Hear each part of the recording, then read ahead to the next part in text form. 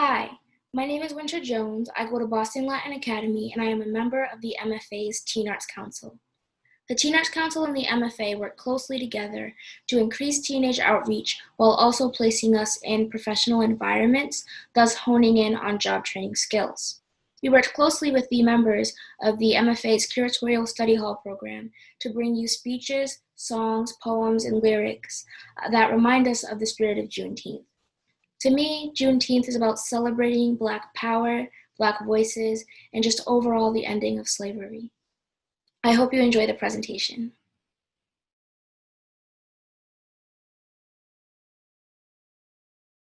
Today I will be reading an excerpt from Frederick Douglass' What to the Slave is the 4th of July speech. The papers and placards say that I am to deliver a 4th of July oration. It is the birthday of your national independence and of your political freedom. We have to do with the past only as we can make it useful to the present and to the future. I shall not presume to dwell at length on the associations that cluster about this day. Oppression makes a wise man mad. Your fathers were wise men, and if they did not go mad, they became restive under this treatment. The freedom gained is yours, and you, therefore, may properly celebrate this anniversary. Cling to this day, cling to it and to its principles with the grasp of a storm-tossed mariner to a spar at midnight. Fellow citizens, I am not wanting in respect for the fathers of this republic. They were peacemen, but they preferred revolution to peaceful submission to bondage. With them, nothing was settled that was not right. With them, justice, liberty, and humanity were final, not slavery and oppression. You may well cherish the memory of such men. Friends and citizens, I need not enter further into the causes which led to this anniversary. Many of you understand them better than I do. You could instruct me in regard to them. My business, if I have any here today, is with the present. We have to do with the past only as we can make it useful to the present and to the future. Fellow citizens, pardon me. Allow me to ask, why am I called upon to speak here today? What have I or those I represent to do with your national independence? I am not included within the pale of this glorious anniversary. Your high independence only reveals the immeasurable distance between us, the rich inheritance of justice, liberty, prosperity, and independence. Bequeathed by your fathers is shared by you, not by me. The sunlight that brought life and healing to you has brought stripes and death to me. This 4th of July is yours, not mine. You may rejoice. I must mourn.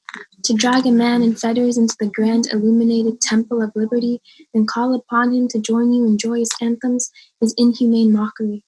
Do you mean, citizens, to mock me by asking me to speak today? Above your national tumultuous joy, I hear the mournful wail of millions whose chains, heavy and grievous yesterday, are, today, rendered more intolerable by the jubilee shouts that reach them. My subject then, fellow citizens, is American slavery.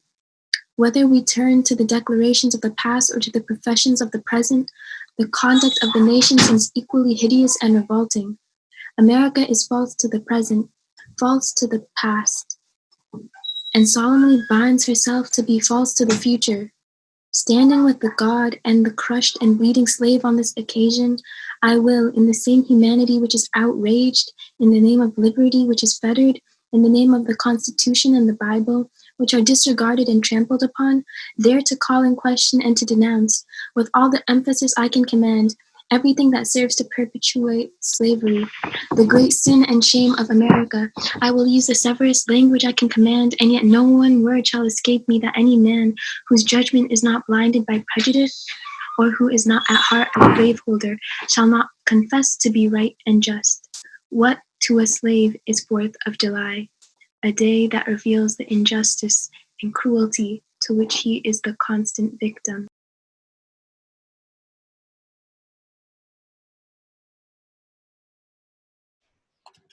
Hello, my name is Rhea Rowan, and I will be reading a couple verses of the song Glory by John Legend and Common. Hands to the heavens, no man, no weapon. Formed against, yes, glory is destined. Every day, women and men become legends. Sins that go against our skin become blessings. The movement is a rhythm to us. Freedom is like a religion to us. Justice is just a positioning us. Justice for all just ain't specific enough. One son died. His spirit is revisiting us. Trant living in us. Resistance is us. That's why Rosa sat on the bus. That's why we walk through Ferguson with our hands up. When it go down, we women and man up. They say stay down, and we stand up. Shots were on the ground. The camera panned up. King pointed to the mountain top, and we ran up. Now the war is not over. Victory isn't won. And we'll fight on to the finish. Then, when it's all done, we'll cry glory, oh glory. Glory, oh glory. Selma is now for every man, woman, and child. Even Jesus got his crown in front of a crowd. They marched with the torch. We're gonna run with it now. Never look back. We gone hundreds of miles. From dark roads he rose to become a hero. Facing the League of Justice, his power was the people. Enemy is lethal, a king became regal. Saw the face of Jim Crow under a bald eagle. The biggest weapon is to stay peaceful. We sing, our music is the cuts that we bleed through. Somewhere in the dream we had an epiphany. Now we right the wrongs in history. No one can win the war individually. It takes the wisdom of elders and young people's energy. Welcome to the story we call victory. Coming of the Lord, my eyes have seen the glory.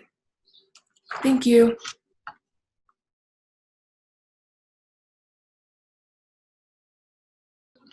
Hello, my name is Heather and I'm part of TAC, and today I'll be reading you a poem by Langston Hughes called Freedom.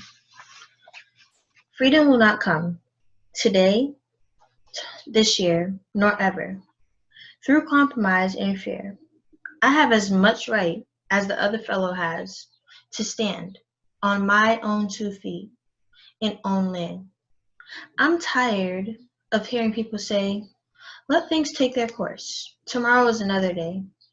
I do not need my freedom when I'm dead, nor can I live on tomorrow's bread. Freedom is a strong seed, planted in a great need. I live here too. I want my freedom just as you. And that's it. Thank you for watching this video, and happy Juneteenth.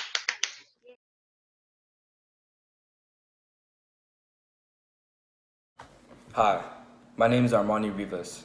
I participated in Curatorial Study Hall, and I am one of 4 curators of Black Histories, Black Futures. During my time at the MFA, we are consistently asked and have to defend why is it important to have Black art in museums. And I believe the answer should be why is it not. We are dismantling stigmas and misrepresentation when we do, especially with Black Histories, Black Futures. It has become essential to prove the talent that is embedded within individuals a part of the Black diaspora. We're in a modern time where we still face this question because of the generational trauma and stigmas that still exist in all systems.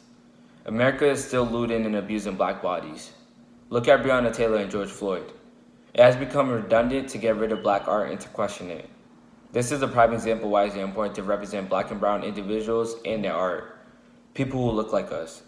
It reinforces the work we did with Black Histories, Black Futures, and what curators and employees of color, a part of this institution, represent.